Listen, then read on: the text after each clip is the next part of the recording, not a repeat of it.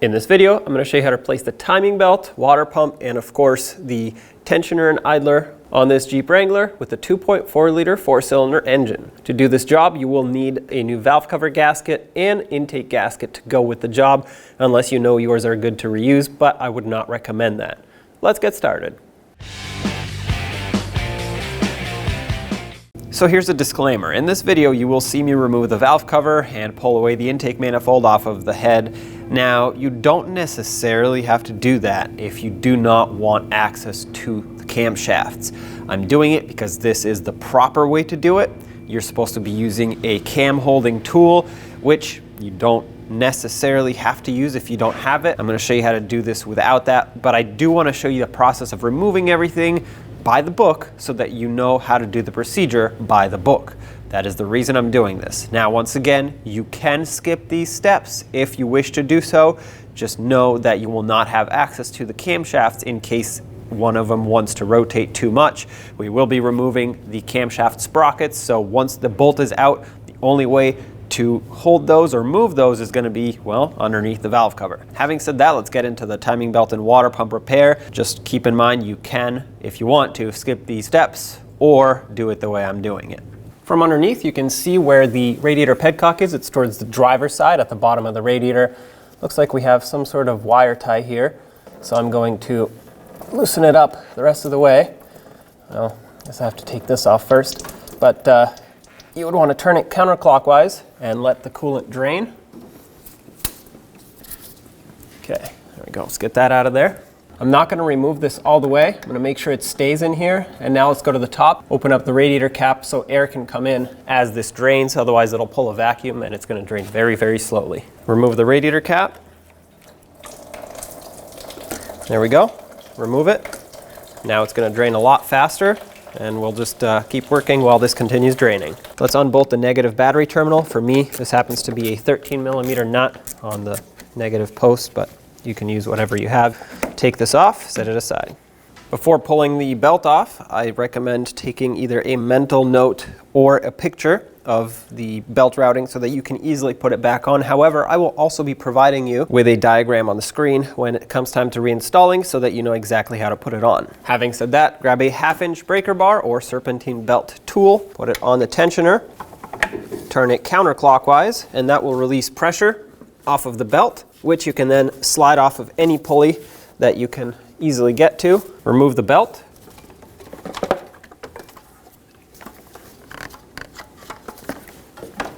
Use a 13mm socket and remove the mounting nut that holds this tensioner onto the engine.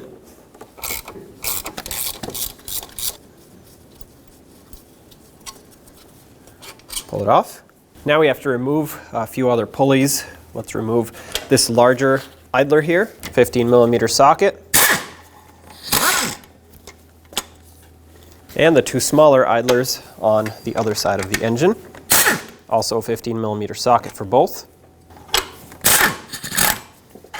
Now take a 19mm socket and remove the crank pulley bolt.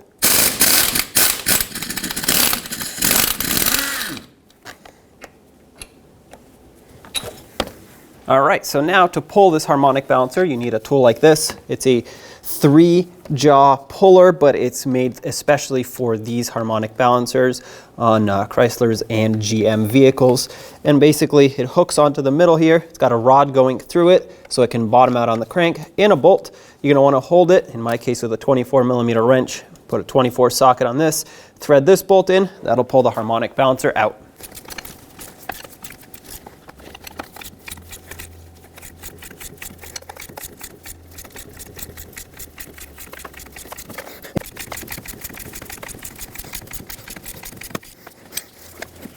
Okay, I need to back my puller off and put a different rod in the center.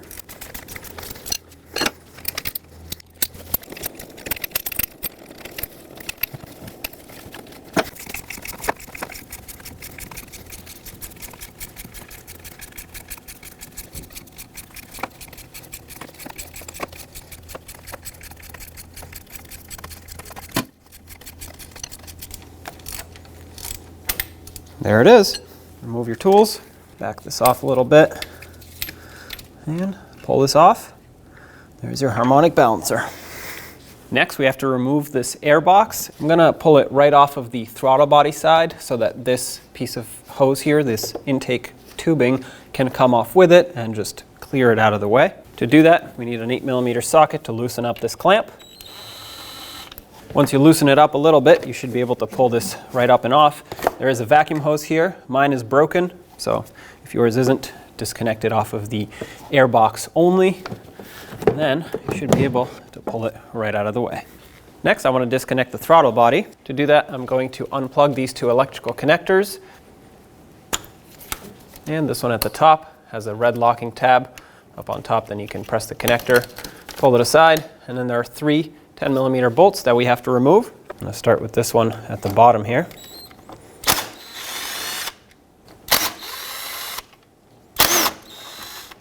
Remove all 3. Now you can set this aside.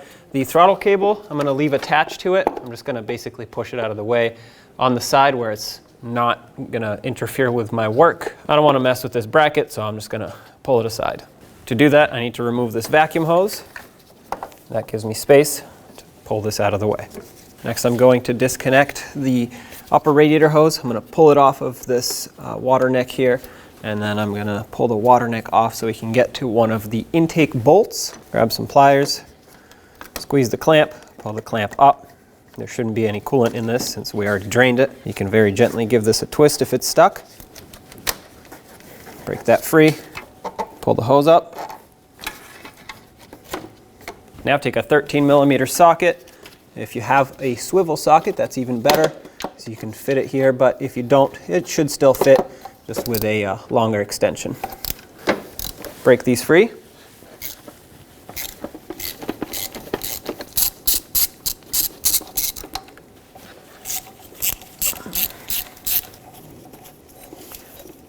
Okay, pull this out of here. Below the intake here, you'll see these lines. These two are evap lines and then your main fuel line. I'm going to remove these brackets off of the intake. They have a 10mm bolt underneath on each of these clamps here, each of these brackets. And doing this will give me a little bit extra wiggle room. Pull both off.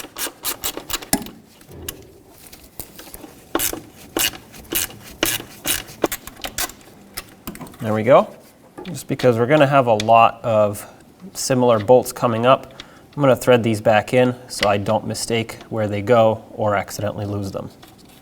Now there are 5 10mm headed bolts that hold this intake on. They are very difficult to see. Basically, there's one on each end, then one in between each runner. It basically goes top, bottom, top, bottom, top. That's it. Just 5 of them.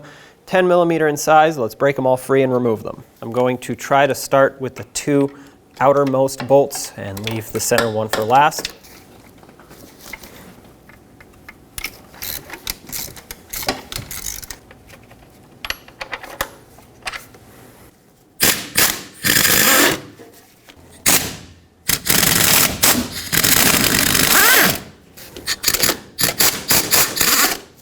Next, I'm going to pull off the dipstick tube bolt so that I can pull it further back. I don't want to bend it. It could break. So in order to give myself more space, let's pull that dipstick retainer off. All right, so if you look really close right here, I'm looking from the driver's side. This is the driver's side fender right here. That nut right there, 13mm in size, holds a couple ground cables as well as the bracket for the dipstick tube. What you can also see in this shot right up there is the last 10mm headed bolt for the intake. So as you can see, once we get that off, we have a clear shot at the 10mm headed bolt. Having said that, let's get all this out.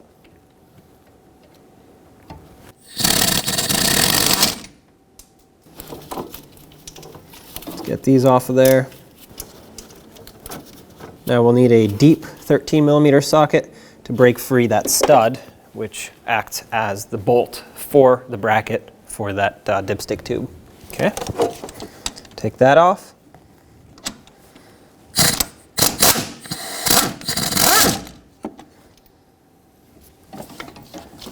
Now, we should be able to push this back a little bit. Perfect. Okay, we're on that last bolt. All right, the whole intake moved. I can pull that out.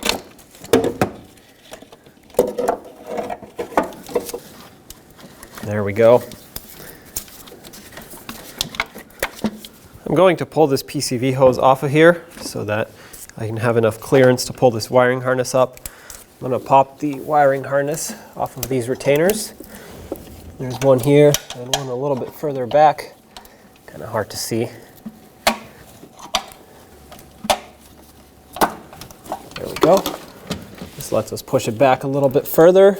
This wire here should also have a couple retainers. Mine are already popped off. They kind of sneak up in there. They're broken, so there's nothing I can do about that. If yours are still there, pop them off. Now let's remove the ignition coil pack as well as the 4 spark plug wires. I'm just going to unbolt this and then pull everything off. I'm going to leave these connected. There isn't a good reason for me to disconnect them. So I'm going to just take them off as an assembly.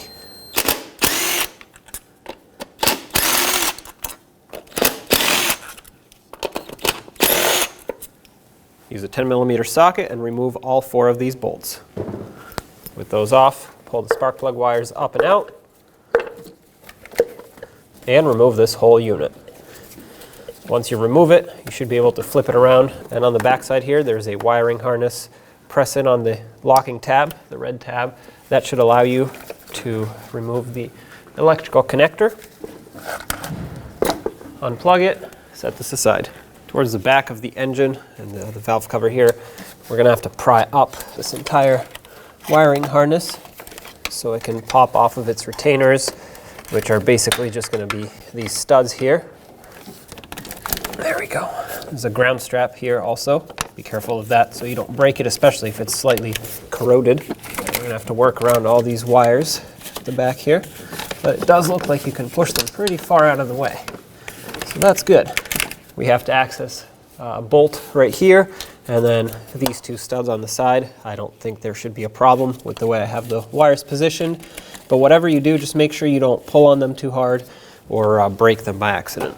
I would like to get the wiring harness that runs across the top of the engine off. I don't have enough slack in it. So what I'm going to do is I'm going to basically follow it on this side. It only has 3 connectors that are still plugged in here. And then I'm going to unplug it right here and basically just flip the whole thing over. It is definitely worth it to get those unplugged and get it completely out of the way. Like I said, follow the harness. You'll see an oil pressure sensor here. This locking tab is a little bit stuck, so I'm going to grab a pocket screwdriver to help me out, just to pry this thing up. There we go. Now we can unplug it. Down here, there's another little connector for the crank position sensor. Pry that locking tab back. Unplug this as well. The wiring harness is secured on the side of the engine block. Try to gently pry this retainer off. These do break often, so if it breaks, we'll have to secure it in a different way. There we go. Get this up and off. Continue following the harness and get it off the timing cover. And up here, another connector. This one's supposed to have a lock on it, but the lock is missing, so I'm just going to unplug it. Now you can flip this up, and if you want to, you can unplug this connector for the coolant temp sensor. Now you can really get this out of your way. Now grab an 8mm socket, remove all the bolts that hold on this valve cover. I'm going to start from the outer ones, work my way towards the middle. So I'll get these 2 off, the ones in the back, and then the 2 in the center. You'll need a deep socket for these as they're studs.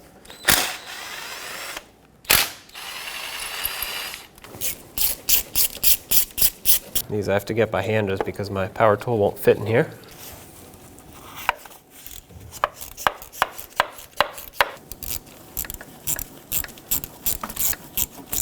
Okay, all we have left is the 3 in the middle.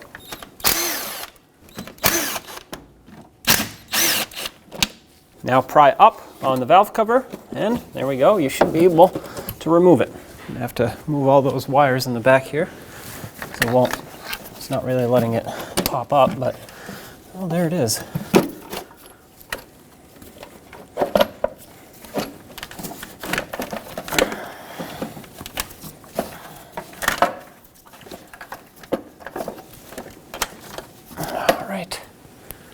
With an 8mm socket, let's remove the forward-facing timing cover. There are 3 screws in it.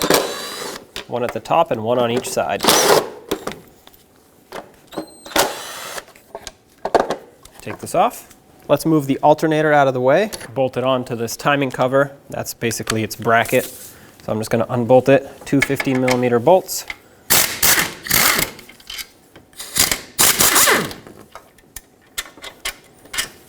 One bolt is longer, as you can see, the other one is shorter. Pull the alternator aside. If you want to, you can remove the two wires that go to it and completely remove the alternator. I will, just to make a little bit more space. 12mm socket on this mounting nut. Pull the main power wire off. I'm going to put this nut back just so I don't lose it. And then there's a connector on the back side. Once you unplug this by pressing on this locking tab at the top. There we go. Remove the alternator. We also have to remove the power steering pump. For this, I'm going to use a 13mm socket, and there are 3 bolts that you can access right through the pulley. The pulley has slots that you can put a socket through. Remove all 3 bolts.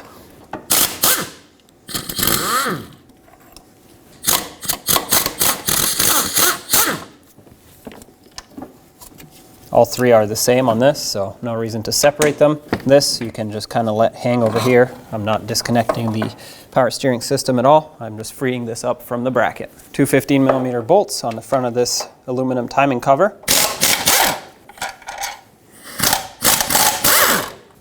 Get those off. There's a 13mm bolt going through this timing cover on the exhaust side of the engine. Remove that. Holds on the airbox bracket.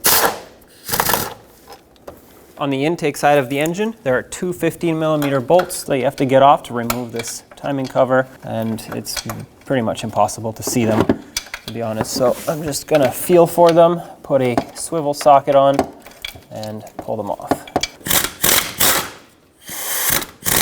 I got one. There it is. All right, I got that one too. The last of the bolts on this side is actually all the way down here, right behind where the power steering pump is. This one's also going to be a 15mm. Okay, there it is. Next, let's pull off the lower timing cover, 3 8mm headed bolts.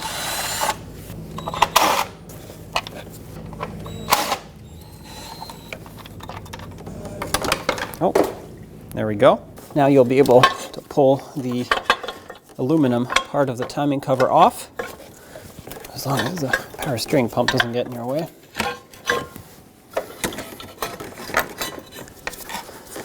There we go. Now we have to spin the engine over, so I'm going to put the crank bolt back in. That way we have something to spin with, basically. Okay, now grab a 19mm socket and let's spin the engine over until it's at top dead center. So I already have some marks here. The red marks is what someone put on here that indicates the 12 o'clock position or top dead center on cylinder 1 of the engine. And I will get to the crankshaft in a second. However, the factory marks are going to be lines that all have to line up at a parallel level on the factory sprockets here, on the camshaft sprockets here. There are also stampings saying up with arrows, and then here it just says 2.4 liter front, 2.4 liter front. Basically, as long as you can read this text and it's not upside down and the up arrows point up and then these marks line up, you know the head is at top dead center. However, we have to make sure the crankshaft is as well, so let me show you how to determine that. On the bottom on the crankshaft, there will be an arrow right here on the sprocket, and that has to line up with the arrow on the oil pump housing right over there. Don't worry about this bump over here or about the red mark that is painted by someone else. This is true top dead center, marked by the factory, so arrow with arrow, that's the only mark up here. This is what it should look like once you are perfectly lined up. Once again, you have marks that have to line up here all across, as well as the up arrows pointing up. And then at the bottom, you have that arrow pointing straight up on the crankshaft. Now with the engine at top dead center, you'll see these two holes in the camshaft, exhaust and intake. There is a special cam holding tool that you can stick down in here and lock those two together. If you don't have that, I'm sure you could fabricate something if you wanted to use something. However, there is almost no spring tension on these camshafts at top dead center on cylinder 1.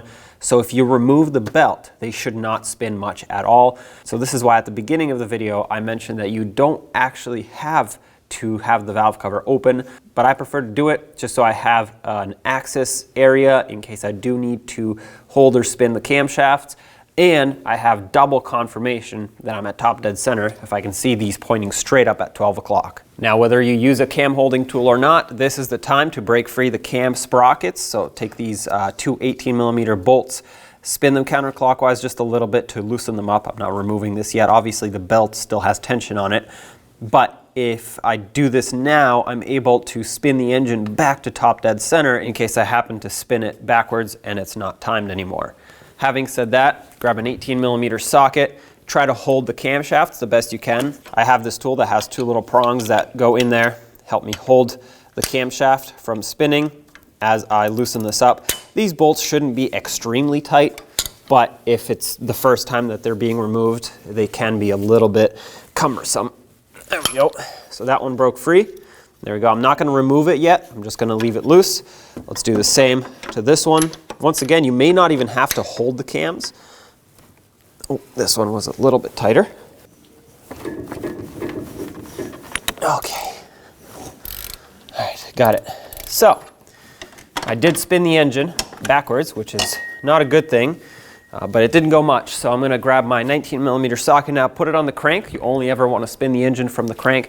I'm going to bring it back to top dead center. Now, obviously, I didn't turn it a bunch of turns, so I'm mainly going to focus on lining these lines up again.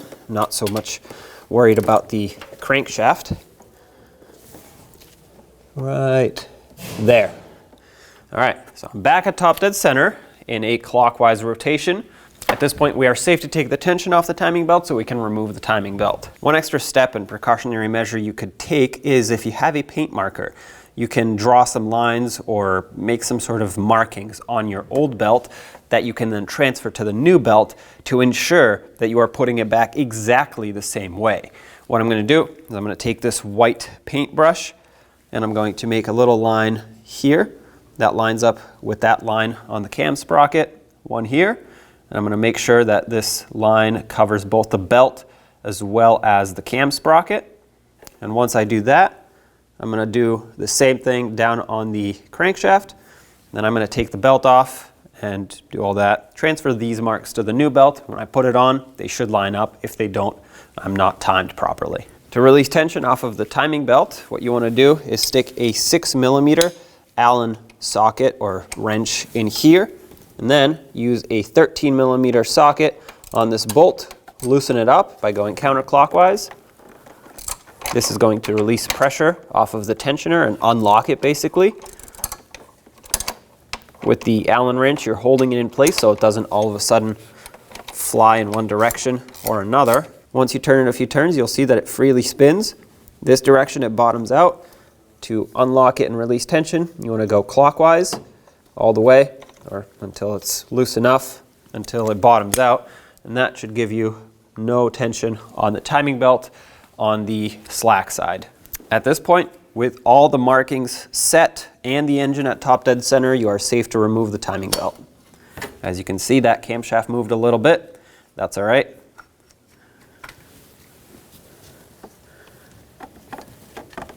There's your timing belt. Next, let's remove the camshaft sprockets. 18mm socket.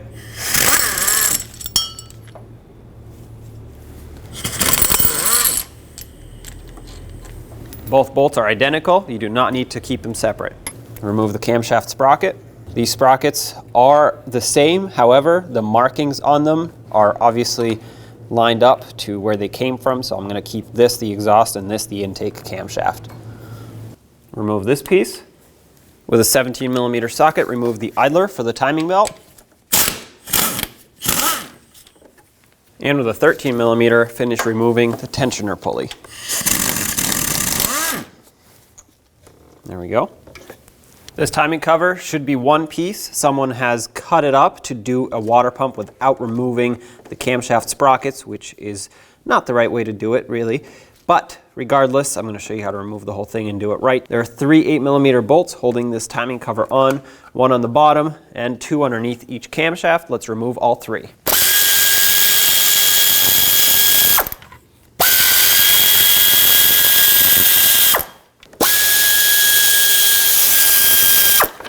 All 3 bolts are the same. Once again, this should be one piece.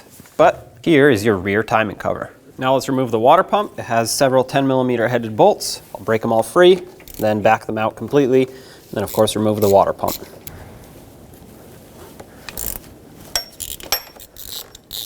This stud is just going to allow it to slide over. There's another one all the way down here, which I know you can't see, but it's basically straight down, and another one at the bottom here.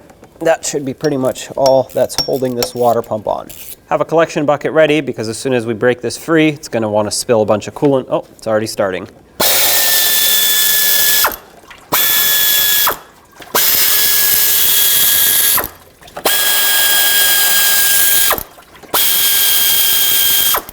Remove this.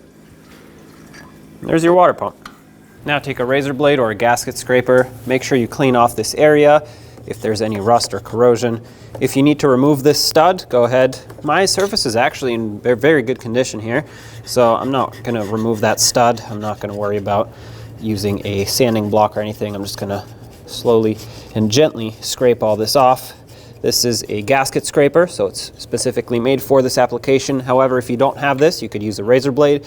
I don't recommend using anything that's heavier duty than that, such as a screwdriver or anything, because you can gouge this area, and if you put a bunch of gouges in it, the O-ring that sits around the water pump will not seal up anymore. You want to be nice and gentle. If you have a lot of corrosion, you're going to want to use a sanding block to make sure that everything stays flat as you sand down said corrosion. Feel the surface to make sure that it's nice and flat. It looks pretty good, actually. I'm not worried about making it perfect. The O-ring will seal up as long as this is nice and flat, which it is. Having said that, I'm going to absorb some of this coolant that's here just so it can stop leaking. Now the holes here, I'm going to blow out all the threads. I don't want any liquid in there, any coolant, because if there is coolant in there, it can actually hydrolock the hole. Liquid doesn't compress, so what that means is when you put the bolt in, it's going to press and compress the liquid until it either strips the threads or creates a crack in the engine block.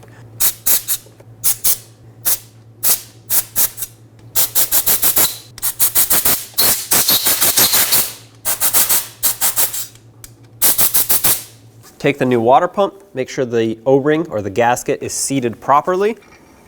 Slide it over. The long stud here should hold it in place fairly well. Then you're going to start in all the bolts. I did spray down the bolts or the threads on the bolts with some brake parts cleaner to make sure it's all clean and degreased. If any of these bolts look like they're in poor condition, replace them. You don't want to mount this with bad hardware or it will fail pretty much. Let's bottom all these out and then torque them. The torque on them is 105 inch-pounds. It's very low. If you don't have a torque wrench that goes that low, just give them about 1/8 to 1/4 of a turn after they bottom out. Just enough to squish this gasket or the O-ring. You want to just make them snug, but of course I'm going to torque them. Once again, 105 inch-pounds, which converts to 8.8 foot-pounds. I'm going to go in a cross pattern to make sure that O-ring is seated flat.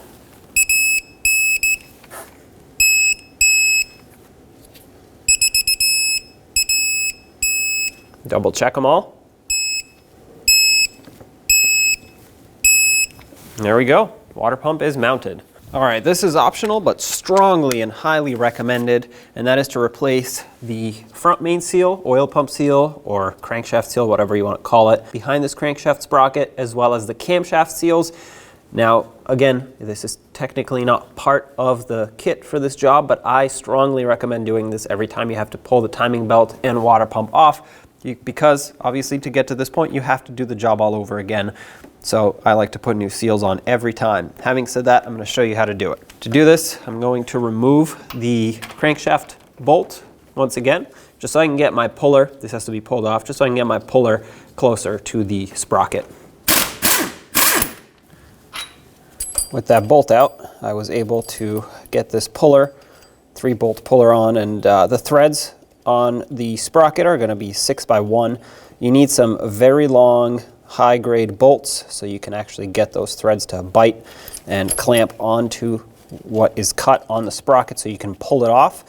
And also, you want to make sure that when you pull and press with this shaft that goes in the center here, you don't damage the crankshaft. I have a flat adapter here that's going to press flat on the face of the crank, so I'm not damaging anything. I'm gonna snug these up a little bit. Just gonna make sure they're all equally tight. I'm gonna stick a pry bar through here just so I can hold the engine or the crank from spinning while I put pressure on the puller.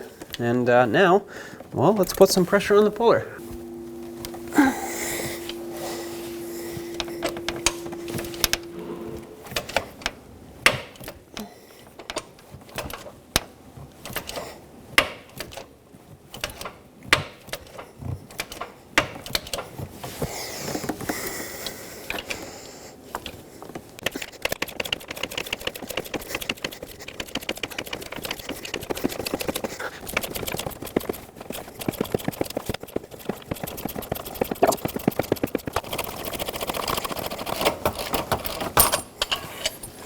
Okay, well that popped off. Let's get our tools out of here. There's that. I'm going to unthread my puller and my bolts off of here. Now we can replace that seal. We have to take this little keyway off, and usually it's just slightly pressed in there, so I'm going to tap it with a little pry bar. It should pop out. There we go. Try not to lose it though, so of course I'm going to fish it off the floor now. Now you can remove the seal multiple ways. You can use a seal puller, you can use a little tiny screwdriver, put it in there and kind of pry it out at an angle, or you can put a screw through it, a metal screw, and then use a trim tool to pop it out. Whatever you do, just be very careful not to damage the surface.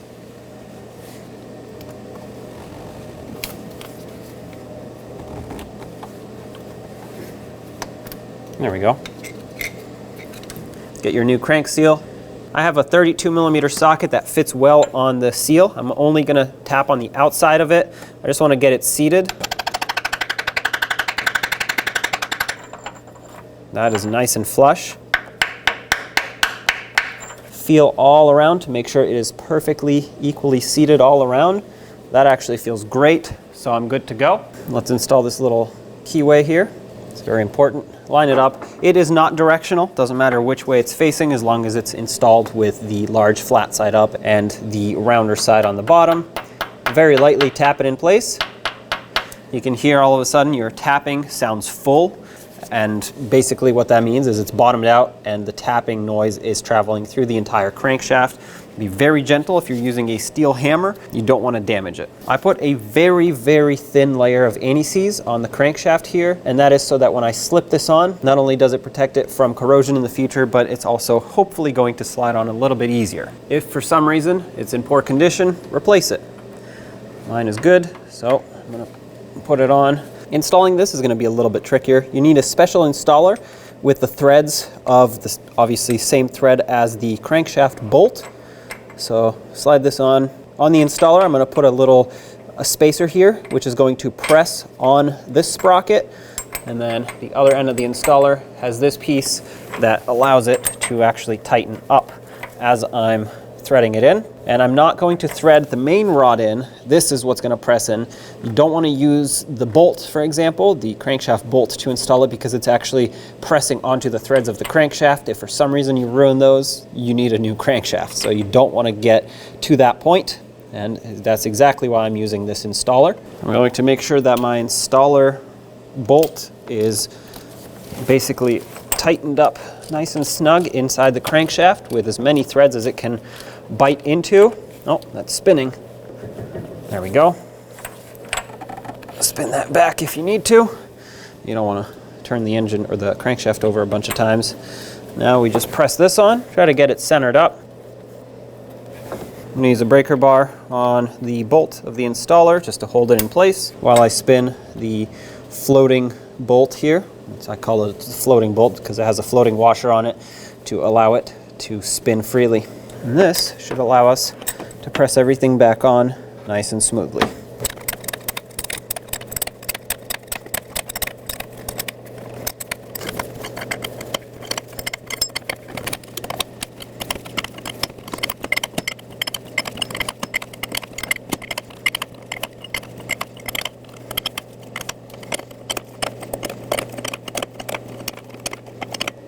Okay, that's bottomed out. My tool is not really turning anymore.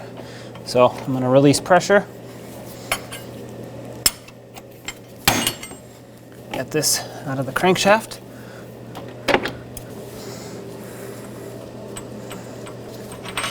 And there we go.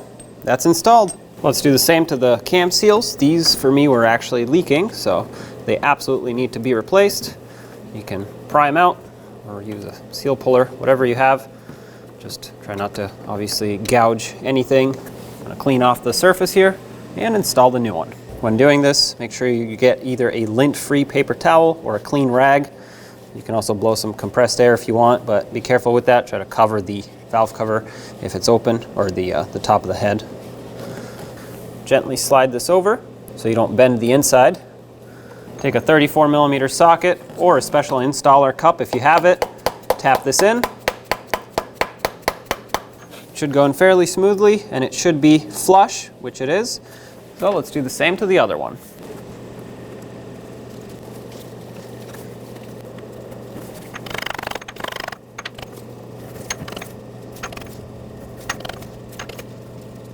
All right, let's get the timing cover back on. Once again, it's supposed to be one piece.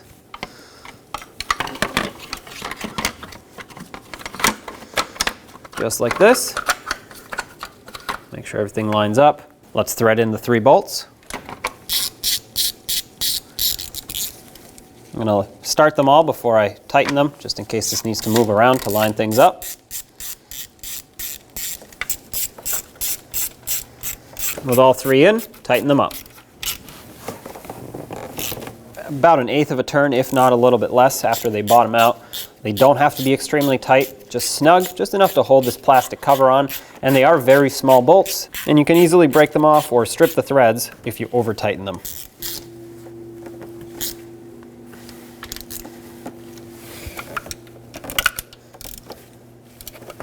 On this side, there was one more bolt over here, but this goes in later and clamps on other components too, so don't worry about that one. For now, this rear timing cover is on as it should be. On the exhaust camshaft, don't forget this little metal plate here. It's keyed for the pin on the camshaft, and then it has 2 little prongs that hold it in place until you put the cam sprocket on. Speaking of cam sprocket, let's put those on. If yours were covered in oil from a leaking seal, clean them up. So I'm just going to line them up and put them on. These just slid on like this. They were not pressed on or anything. They are keyed, so you can only put them on one way. And I also labeled them, even though they are identical. I wanted to get them back exactly where they belong. So this one I labeled E for exhaust and I for intake. If your bolts were in poor condition, replace them. Mine were good, so I'm going to put them back in, thread them on, and then of course we will torque them. The torque on both of these is 75 foot-pounds. If you don't have anything that'll hold the camshafts with, you can put the old belt on and hold it with the belt. I would not recommend doing it with a new belt because you can accidentally overstretch it or put too much tension on it and you can damage it. I have this tool, so I'm just going to use this and hold the camshafts in place one at a time. For extra safety, if you want, you can wait to torque these until the new belt is on. But for me, since I have this tool, I'm just going to do them right now. These bolts go in dry, no oil, no anti-seize. And if you wanted to put a dab of thread locker on, you can, but they didn't have any from the factory, so I will not put any on. Doesn't matter which one you do first.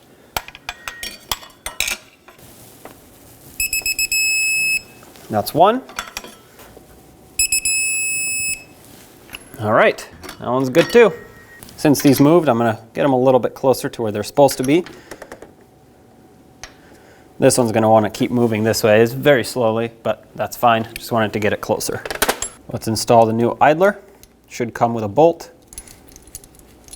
Snug it up. Make sure it threads on smoothly. The torque for this bolt is 45 foot-pounds. That's it right there. Now let's install the new tensioner. This end of the spring here has to go in this slot. Looks like someone's already chiseled that up, but the fact that it's chiseled up a little bit does not actually impede the functionality of this tensioner or the spring. So I'm going to start it on by hand. You cannot tighten this bolt until you're ready to set the tension, so I'm just going to bottom it out by hand and leave it there until, like I said, we're ready. Make sure it all threads on smoothly, which it does, and then as you get close to being bottomed out with this, you want to make sure that this still spins. Looks like I need a, oh, never mind. Yep, that still spins perfect. So we're good to go. I'm gonna leave that right there. Reinstall the crankshaft bolt. That way we can spin the crankshaft by hand. And speaking of, it is not at top dead center right now because we had to move it around when we installed this pulley. That's my arrow right there, has to line up with that one. To make it easier to see, I'm gonna apply some white paint right on that arrow. That has to line up with the oil pump. And do the same to this one. And now comes time to install the timing belt. Take your timing belt, start it on the crank first. And since I transferred my marks, I'm just gonna line them up. That way I make sure everything is perfectly lined up as it was before, because I know the timing was set right beforehand. So I wanna make sure that it still is. Okay, there we go. If it jumps on the crank, I can fix that later. Put it around the water pump. As I come up along the intake camshaft, I can see that my mark lines up perfectly, so I know that this is all timed right.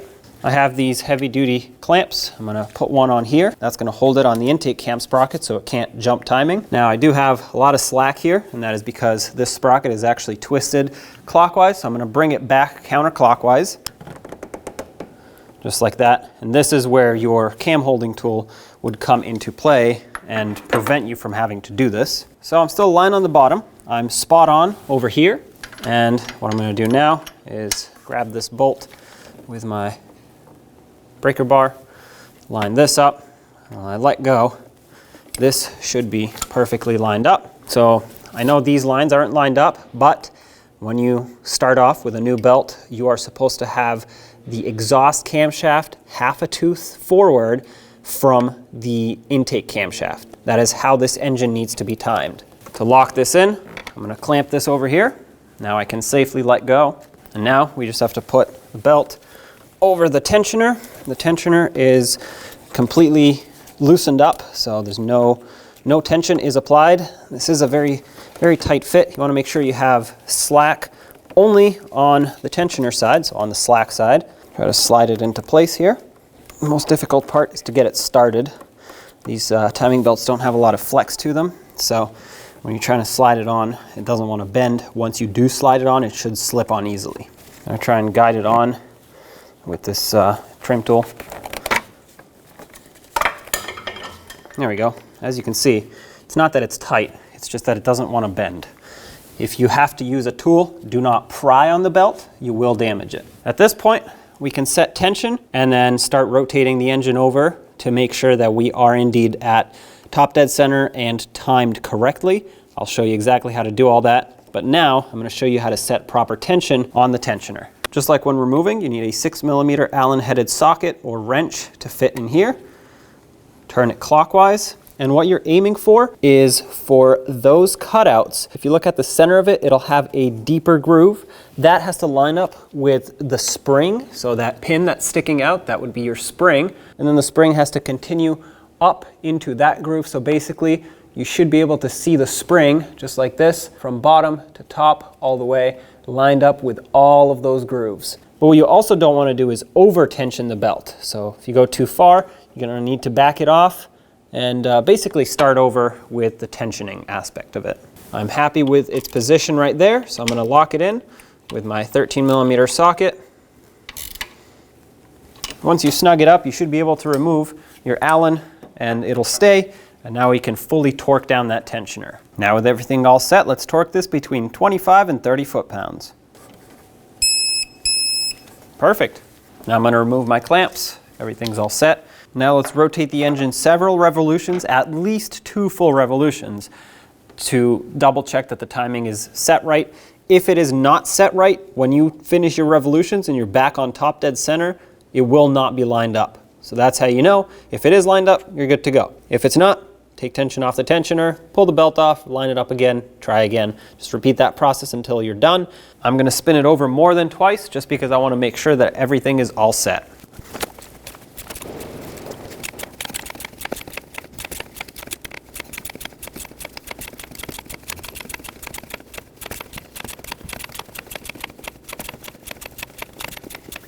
Okay, I spun it a bunch of times. Everything seems to line up perfectly. So at this point, I'm going to double check my tensioner. tension still is exactly where I put it. If for some reason it wasn't, you're gonna wanna take this bolt out a little bit, retension it, check everything, but we should be good to go here. I have all the marks lined up. I have the camshaft at the top here. Both of the holes for the retainer are exactly at 12 o'clock and my crank is exactly lined up. Everything's perfect, so we're good to reassemble. Let's get this aluminum timing cover slash accessory bracket mounted back up.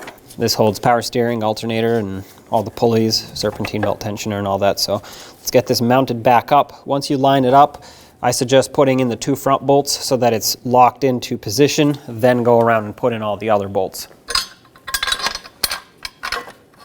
Don't tighten them yet, but start them. That way this can't fall off or move around and not be lined up anymore.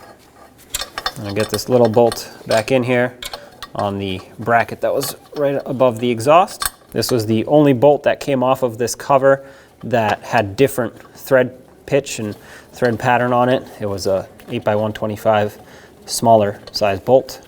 The rest of them all had the same threads. There were 3 kind of sort of hidden bolts on the side here. You'll pretty much have to feel for where they go and start them in without actually seeing them, which can be challenging. I got one started. Let's try the other one. Started last one, which was basically below where the power steering pump mounts. All right, I got them all started. I'm gonna tighten those up on the side first, and then I'll go to the front ones, tighten these up. I can't really torque these since a couple of them require a swivel socket, which basically completely eliminates the accuracy of the torque wrench. So I'm just gonna make these nice and tight with my impact. The fact that I have a long extension and a swivel on there makes sure that I'm not going to over tighten them with the force of the impact. I'm also not going full power on this. The bottom one is already double checked and tight. Snug these up as well. I'm going to torque these to 40 foot-pounds.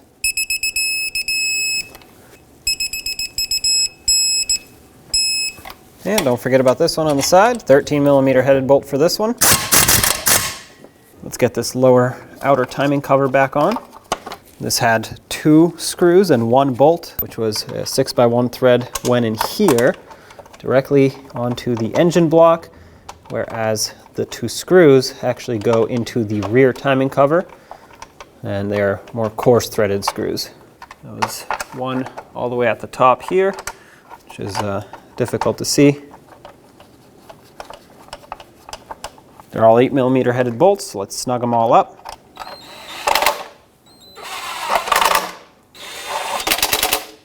Let's get the power steering pump reattached.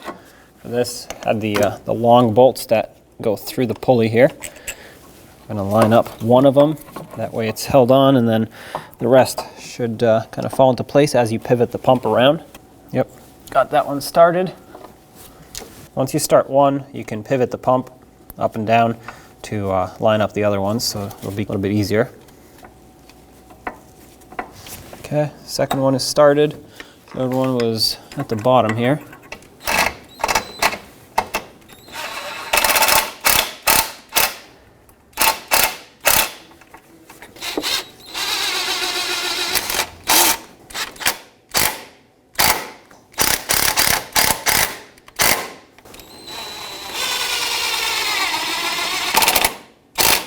£20 is the torque for all 3 of these power steering pump mounting bolts.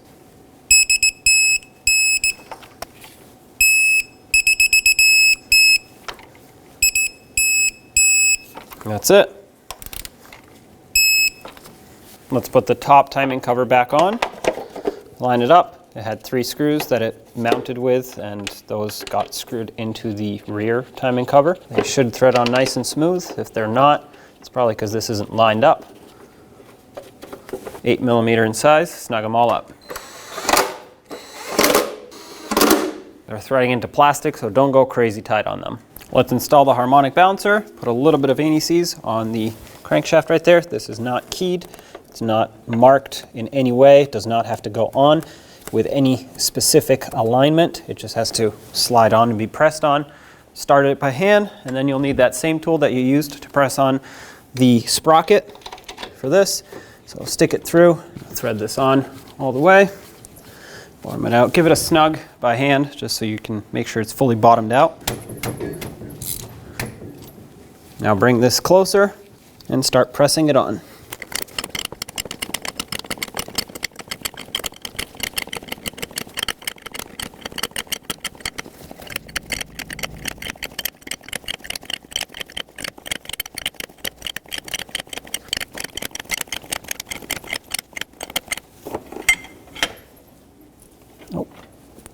That's pretty much bottomed out right there. I'm gonna give it a little extra to make sure it's seated. Yep. Okay. Loosen this up. And there we go. That's installed. Let's get the crank bolt reinstalled. Thread it on by hand, bottom it out. The torque for this is 105 foot-pounds. It is fairly difficult for me to hold the engine, prevent it from spinning, so I'm going to make it nice and tight with my air impact. Let's get this large idler back on, thread the bolt on, snug it up. 30 foot-pounds is the torque for this. Make sure everything spins as it should. If it doesn't, something's wrong, it's not lined up, take it off and put it back on. Let's put the other two idler pulleys back on. These are both the same, identical pulley, same bolts. Thread them on by hand, snug them up, and the torque is also 30 foot-pounds for both of these.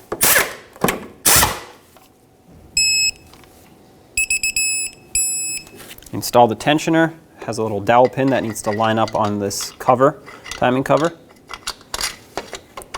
Just like that. Put the mounting nut back on. Let's snug it up. 13mm socket for this. 30 foot-pounds is the torque for this mounting nut. That's it. Let's get the alternator reinstalled. I'm going to connect the wiring first. On the back, had this single wire. Now I'll line it up at the top, install the top bolt, and start it on just a few threads so I can hold it in place. Now line up the bottom.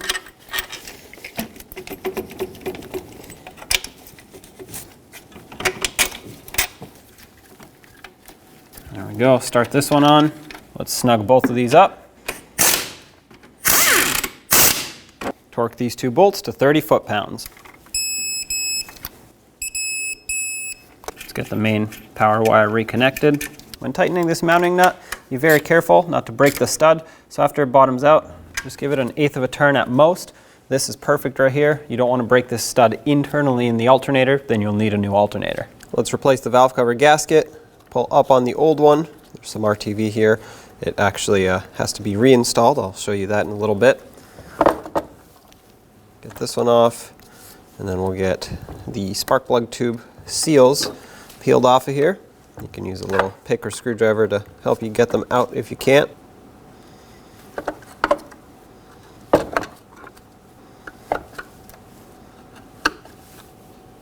At this point, it is important to clean the valve cover. If you have a lot of oil buildup everywhere, wipe it off. Make sure you use something that's not going to leave a lot of debris behind, such as a paper towel that will leave a bunch of lint.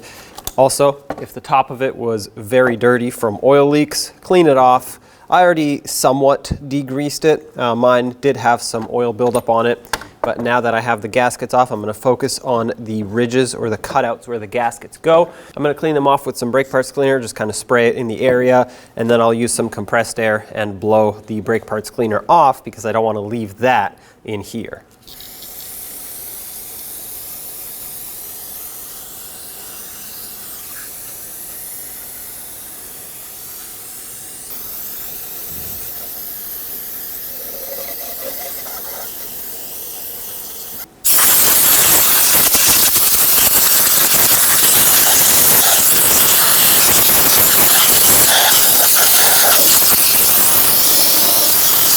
Grab the new gasket and try to lay it flat in whichever direction you think it needs to go.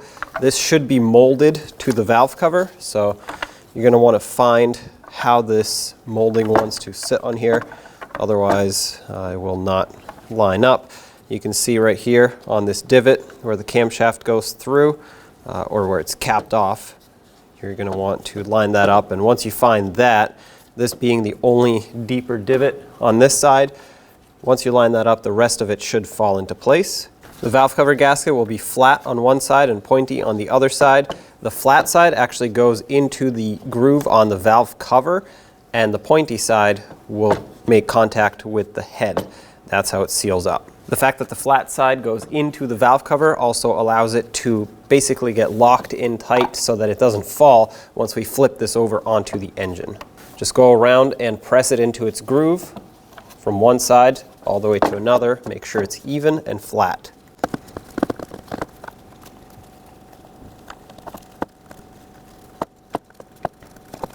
Okay, that's all seated. Let's do the same with the spark plug tube seals. These are also directional. Same deal, the flat side will go on the valve cover side, whereas the pointy side faces up towards you, which means it'll contact the engine. All right, with all those in, let's get the valve cover back on the engine. On the engine side, we also want to clean some things up, especially where the gasket's going to ride. To do that, I recommend a razor blade and very, very gently scrape off any debris that is here. Scrape away from the engine. You don't want to get any of this in the engine.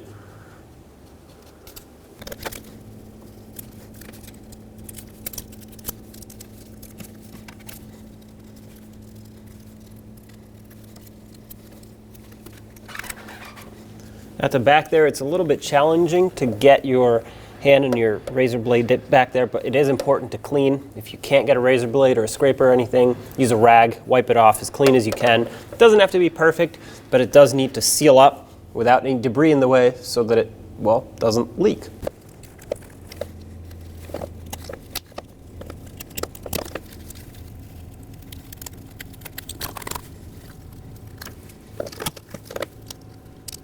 With everything cleaned up, I'm going to take a clean rag, put some brake parts cleaner on it, and now I'm going to wipe off the surface where the gasket will sit just to get rid of any remaining debris or oils. I'm going to do the same thing on the spark plug tube seals here.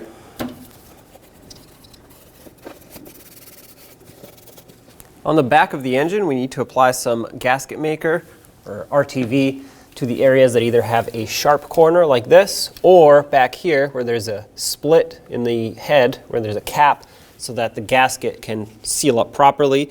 It needs a little bit of help from some extra silicone. You don't need to put a lot. I'm just going to put a little bit over here. Do a very thin layer. As you set that gasket down from the valve cover, it'll squish and go into everywhere where it needs to go.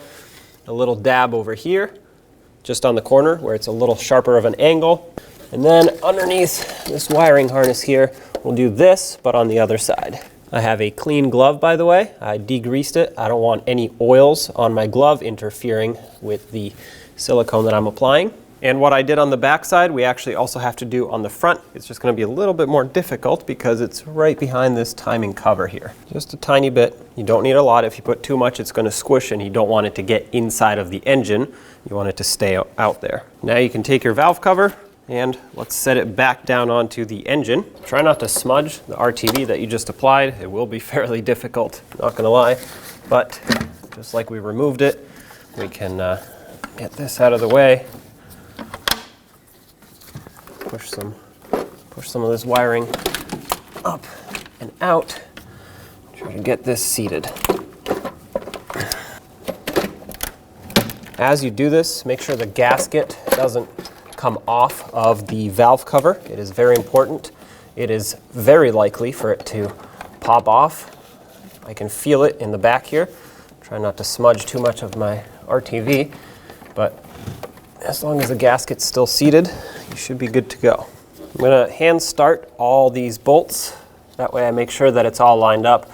All of them are so far starting on perfectly, so I am certain that this valve cover is lined up as it should be. After I start them, I will bottom them out just with a small ratchet to make sure that they're fully threaded in. And then of course we will torque all of these. It is important that you seat the gasket properly, don't over tighten it and don't under tighten it. I'm just going to get them snug by hand first.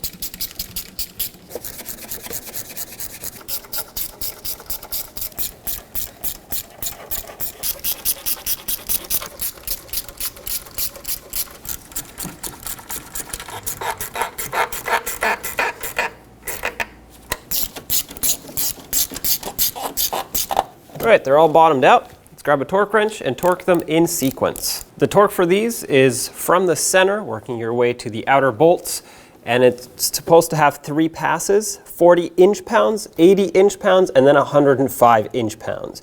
40 inch-pounds is literally just bottomed out and almost barely snug by hand, so I'm pretty sure that I'm already there, having bottomed these out. So considering that, I'm going to skip directly to 80 inch-pounds for my first pass. Like I said, if you want to go around for 40 inch-pounds first, go ahead, but I'm 100% sure that I'm already there, having bottomed them out.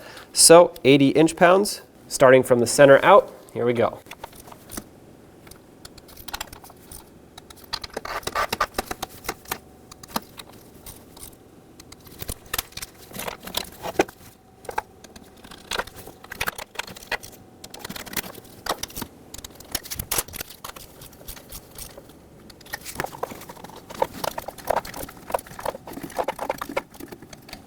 All right, that's all of them. Since I have my torque wrench on this one, because they're already fairly tight, I'm going to start with this one, and we'll go to 105 inch-pounds in a cross pattern. Like I said, they're already tight, just needs one extra step. Okay, 105, here we go. As you can see, from 80 to 105 inch-pounds, it's basically another 1/8 of a turn, so it's really not that much.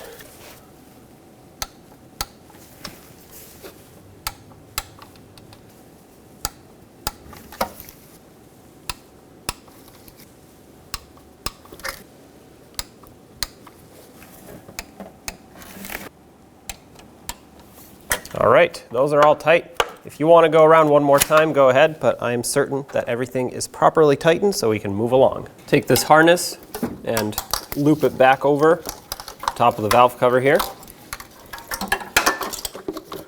It's got some retainers. There's one on here. There's supposed to be one here, but it's missing, it's broken. So put it back where it belongs. There was a coolant temperature sensor over here. Resecure the wire onto this timing cover. And several things got plugged in on this side. There was a cam position sensor, wiring harness retainer over here, crank position sensor down here. Don't forget to lock all of the ones that have a lock on them. Oil pressure sensor here. At the back of the engine here, let's resecure this harness on the 2 studs that hold down the valve cover. Put that down. And on the other side as well, just like that. Let's get the ignition coil pack on here and re-secure all the spark plug wires. The coil pack should be numbered with spark plug wires according to their cylinders, but if you left them plugged in, it'll pretty much fall into place exactly how it came off. Before I bolt it on, I'm going to plug it in here. Make sure that connector clicks. Lock it in. Let's get the bolts in. Make sure you press all the spark plug wires down until they click and lock into place. You don't want these popping off when you drive. And with a 10mm socket, snug them all up.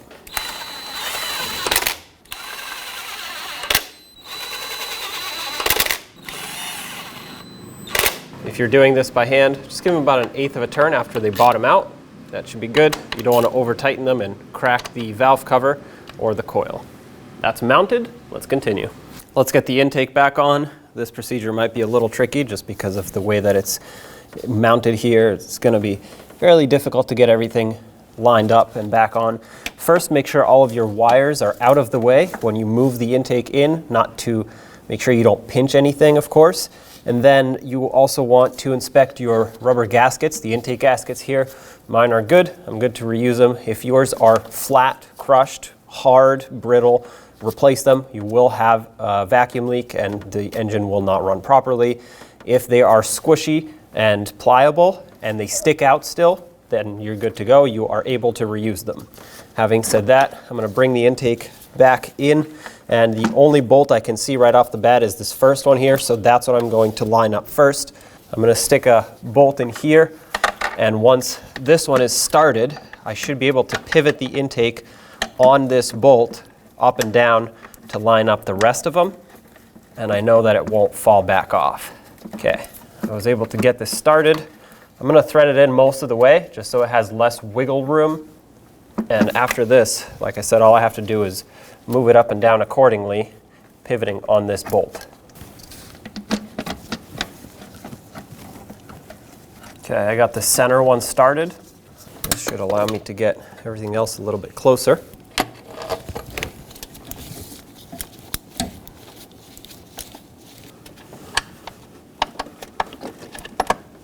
I got all the hardware started, all 5 bolts. The torque for this is 250 inch-pounds. That converts to 20.8 foot-pounds, so basically you can round it up to 21 foot-pounds. The sequence on this is just starting from the center, working your way to the outer bolts in a cross pattern, basically. So you start here, and then you move along one at a time. And that is so that you can seat the intake manifold correctly and perfectly flat on the engine.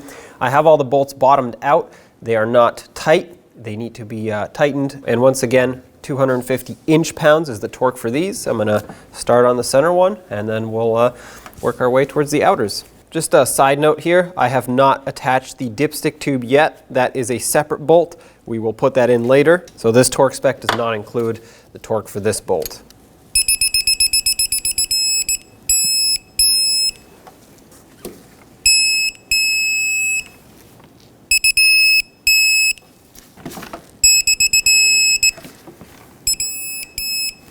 All right, that's all torqued down. If you want to double check them, go ahead, but I'm sure that these are all tight. Let's continue by mounting the dipstick tube and the fuel line with the evap line bracket. Let's get the stud in that holds the bracket for the dipstick tube.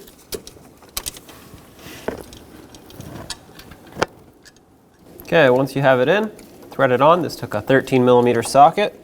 Make it nice and snug. And now, on top of this, we need to put the 2 ground cables on. The thicker one should go on first because it's the main battery cable, and you always want the bigger, larger connection first, and then the smaller one that has the 2 wires clamped on or crimped on goes on second.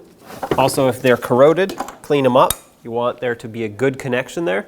And on top of that, put the mounting nut on. Also 13mm in size, snug it up.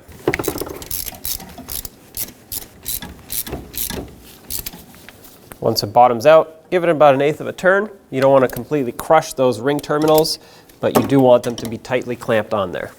Let's reattach this bracket with 2 evap lines and the main fuel supply line. Add 2 little 10mm headed bolts. Tighten them up.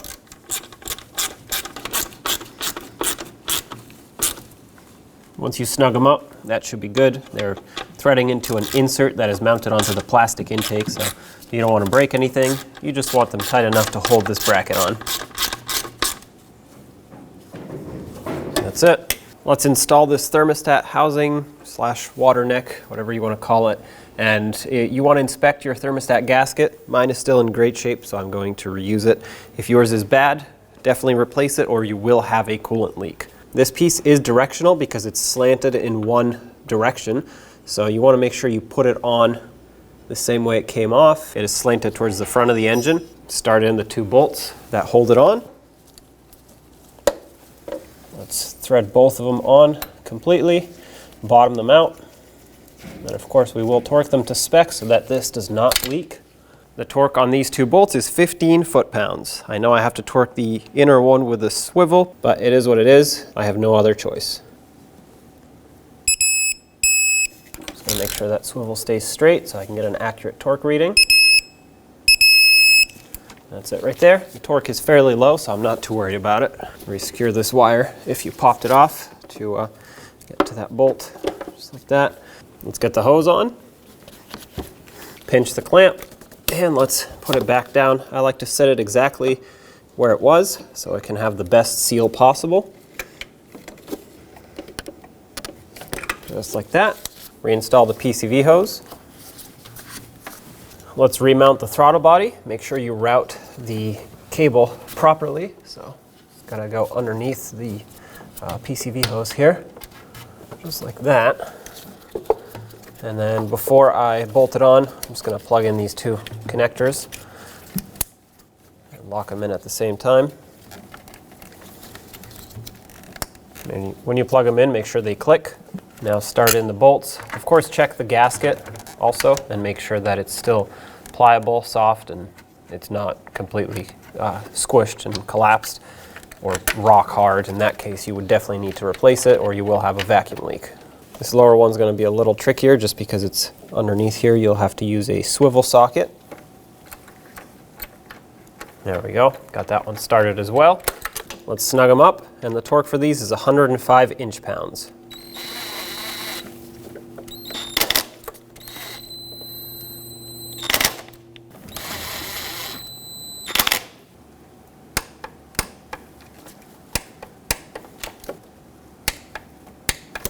Okay, those are all torqued. Let's get the air filter housing back on. Line it up with the throttle body and press it on. Use an 8mm socket and snug up this clamp just enough until you can't pull this off anymore.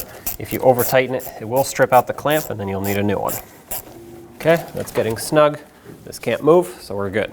Here's a diagram on the screen of the belt routing. I'm going to sneak it behind the tensioner first, because that'll be a challenging part to overcome once it's on. Now on the other side, put it up and around the power steering pump, and then over this idler over here. And now we're going to have to go over the alternator and under the idler. To do that, I'm going to stick my breaker bar in here, release some tension so I can get this up and over. Okay, that's over the alternator and a little bit more underneath the idler. Perfect. Before I continue, I'm going to double check that the belt is perfectly seated on all the pulleys. I am sure that it is. Now when you start your engine, you want to double check it immediately so that you make sure it doesn't fall off in case it is off of one pulley slightly and you didn't notice. Let's reconnect the negative battery terminal. There may or may not be a small spark when you first put it on. In my case, I'm using my 13mm socket just to snug this up. And you know that it's tight enough when you snug it and you can't rotate this anymore. Don't completely crush this terminal because it will damage it. It'll stretch and then it won't be clamped on tight anymore. Now make sure your petcock is fully closed. Don't over tighten it. It is plastic and it's got a rubber seal in here that seals it up, but you want to make sure it's closed. Obviously, when you fill it, you don't want coolant coming out the bottom. Now it's time to fill the cooling system. I have this spill-proof funnel that I installed at the top of the radiator to help me bleed or fill and bleed the system. If you don't have one, that's fine. Just pour it into the radiator. I'm going to add manufacturer specified coolant in here. It's going to bubble for a little bit as the coolant goes into the radiator, air comes out. As soon as it stops bubbling, I'm going to fill this about 1/4 of the way. That gives me an extra bit of coolant here that can go in as needed as the vehicle is running.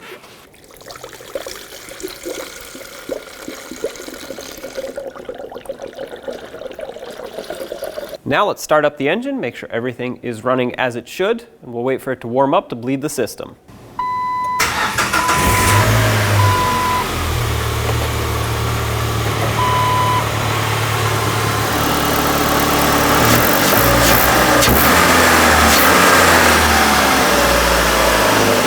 Now that the coolant is done bleeding, I'm going to cap this off, squeeze the upper radiator hose, pull my funnel off. There we go. Minimal spillage here. I'm going to put the rest in the overflow tank. Make sure that's full all the way to the full line. I'm going to take off this adapter for my funnel and then put on the radiator cap. Make sure that's seated all the way. It's going to have 2 clicks to it. There we go. There you have it. Take it for a road test. When only the best will do, demand TRQ. The only company that lets you view before you do. TRQ is committed to offering the highest quality aftermarket auto parts that are engineered for peace of mind. Thanks for using and viewing with TRQ.